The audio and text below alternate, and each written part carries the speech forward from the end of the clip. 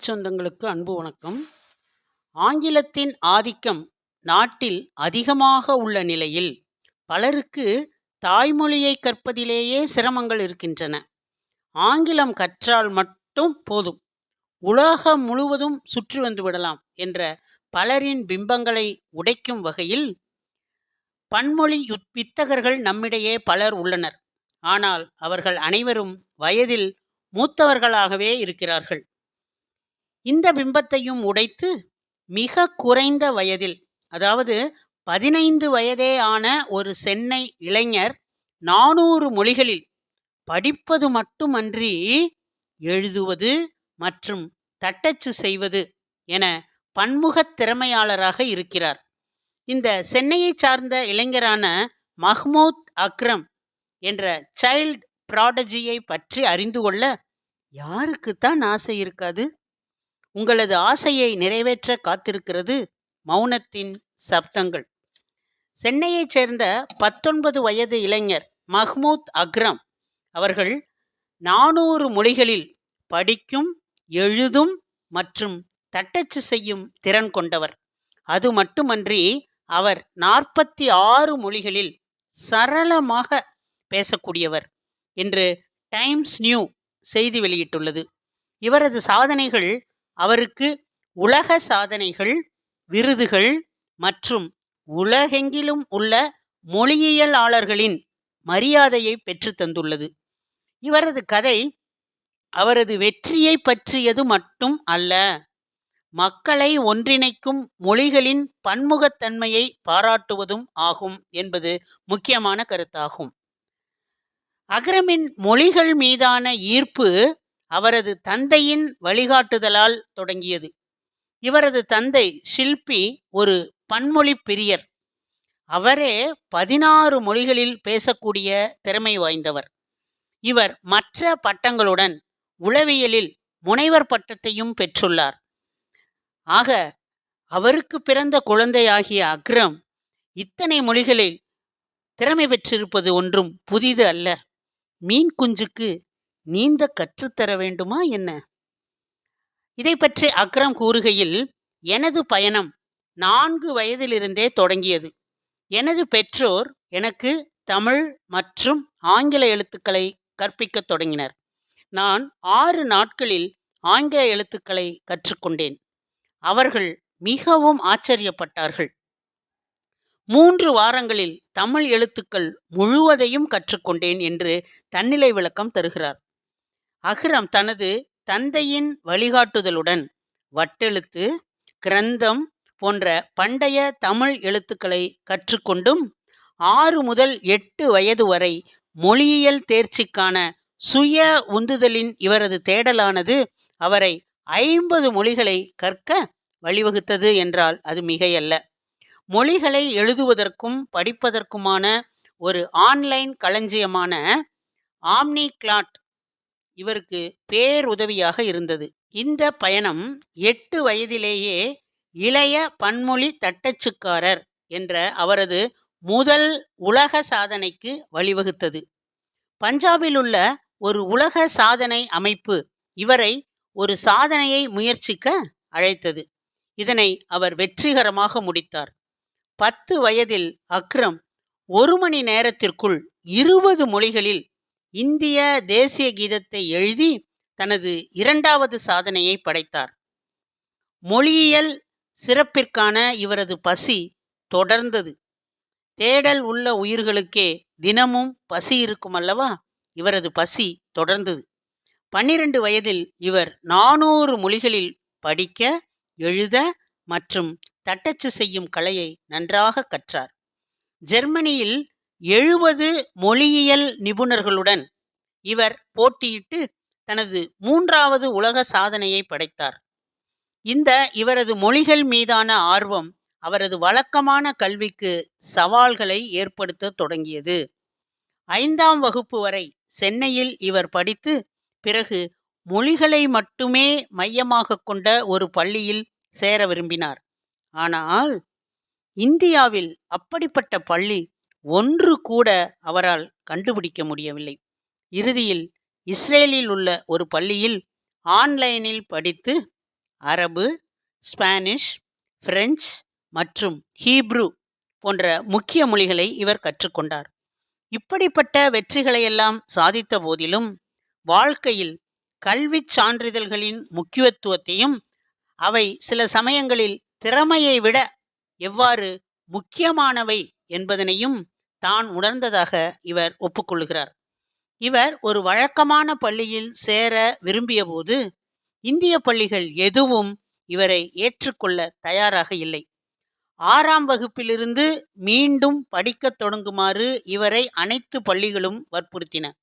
எனவே இவர் தேசிய திறந்தவெளி பள்ளி நிறுவனம் மூலம் படிக்க முடிவு செய்து அந்த வழியில் தேர்வுகளை எழுதி தேர்ச்சி பெற்றார். ஆஸ்திரியாவின் வியன்னாவில் உள்ள டானூப் சர்வதேச பள்ளியில் உதவித்தொகையுடன் உயர்நிலை பள்ளியை தொடங்கினார் இவர். வகுப்பில் மட்டும் அங்கு 39 தேசிய இனத்தவர்கள் இருந்தனர். அவர்களுடன் உரையாடுவது இவருக்கு பல மொழிகளில் சரளமாக பேச பேருதவியாக இருந்து வந்தது.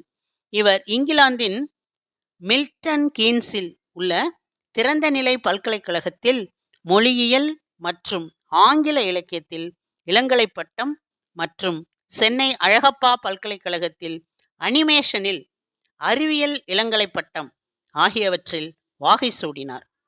மொழிகள் எனது திறமைதான், ஆனால் அனிமேஷன் தான் எனது ஆர்வம் என்று இவர் நகைச்சுவை கலந்து கூறுகிறார். இவர் சில நேரங்களில் தனது சமூக ஊடக மொழியை ரஷ்ய மொழிக்கு மாற்றிக்கொள்கிறார். டேனிஷ் மொழியில் யூடியூப் குறும்படங்களையும் அரபியில் ஃபேஸ்புக் வீடியோக்களையும் பார்க்கிறார் இவர். 2016ஆம் ஆண்டு சென்னை ஷெனாய் நகரில் இவர் ஷில்பி அக்ரம் என்று தன்னுடைய தந்தையின் பெயரையும் தன்னுடைய பெயரையும் இணைத்து ஒரு குளோபல் லாங்குவேஜ் நிறுவனத்தை ஆரம்பித்தார். இந்த நிறுவனம் இந்தியா மற்றும் வளைகுடா, ஐரோப்பா மற்றும் ஆஸ்திரேலியா போன்ற நாடுகளைச் சேர்ந்த மாணவர்களுக்கு ஆன்லைன் மற்றும் ஆஃப்லைன் வகுப்புகளை வழங்குகிறது. ஒவ்வொரு மாதமும் குறைந்தது 150 மாணவர்களுக்கு இவர் கற்பிக்கிறார். இவரது புகழ் மேலும் மேலும் வளர்ந்து கொண்டே இருந்தது. 2024 முதல் இவர் மியான்மர், கம்போடியா, தாய்லாந்து மற்றும் இந்தோனேஷியாவில் பள்ளிகள் மற்றும் கல்லூரிகளில் மொழிப்பட்டறைகளை நடத்துகிறார். இவரிடம் ஒரு எக்ஸல் ஷீட் உள்ளது. அதில் ஒரு குறிப்பிட்ட சொல்லை அவர் எடுத்துக்கொண்டு தனக்கு தெரிந்த அத்துணை மொழிகளிலும் அந்த சொல்லை மொழிபெயர்த்து எழுத முடியுமா என்று தன்னை சுய பரிசோதனை செய்து கொள்வதாக கூறுகிறார். தான் ஒரு புகழ்பெற்ற பல்கலைக்கழகத்தில் மொழி பேராசிரியராகவும் மற்றவர்களுக்கு ஒரு முன்மாதிரியாகவும் இருக்க விரும்புவதாக இவருடைய ஆசையை இவர் கூறுகிறார். மஹ்மூத்தின் திறமைக்கு சவால் விடும் வகையில் நமது தேசிய கீதத்தை 20 மொழிகளில் எழுதி காட்டும் சவாலை விடுத்தது த இந்தியா புக் ஆஃப் ரெக்கார்ட்ஸும் இந்தியன் அச்சீவர்ஸ் புக் ஆஃப் ரெக்கார்ட்ஸும். அதனையும் இவர் 75 நிமிடங்களில் எழுதி காட்டி தன் திறமையை நிரூபித்தார். யூனிக் வேர்ல்ட் ரெக்கார்ட்ஸ் நிறுவனம் 2014ஆம் ஆண்டு world youngest multi language typist என்ற விருதை இவருக்கு வழங்கியது.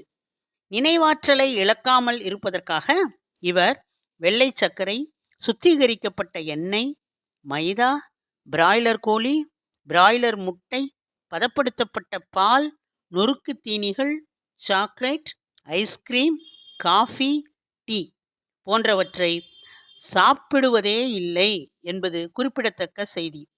சிறுதானிய உணவுகளும் தாகம் எடுத்த 4 நிமிடத்திற்குள் தண்ணீர் பருகுவதும் தினமும் சுடோக்கு பயிற்சி எடுத்துக்கொள்வதும் நினைவாற்றலுக்கு நல்லது என்ற டிப்ஸையும் இவர் மற்றவர்களுக்கு கொடுக்கிறார்.